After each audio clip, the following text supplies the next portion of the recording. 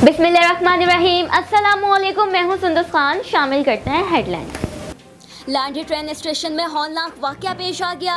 वाकये में एक शख्स जल्दबाजी में ट्रेन से उतरने के चक्कर में अपना हाथ खो बैठा। माजूर शख्स को अस्पताल मुंतकिल कर दिया गया।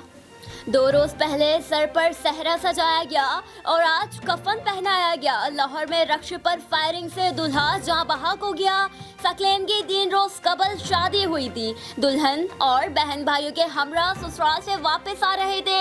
मोटरसाइकिल पर सवार मुल्जिमान ने फायरिंग कर दी, जिसके नतीजे में दूल्हा जाँ बहक हो गया।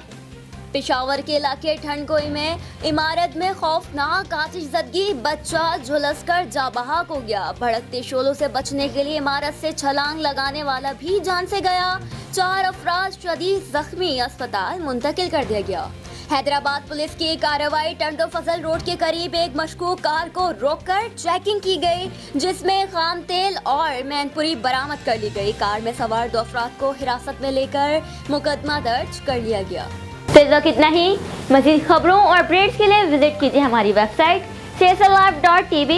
इसके अलावा आप हमें फेसबुक और ट्विटर पर भी ज्वाइन कर सकते हैं। देखते रहिए CSN।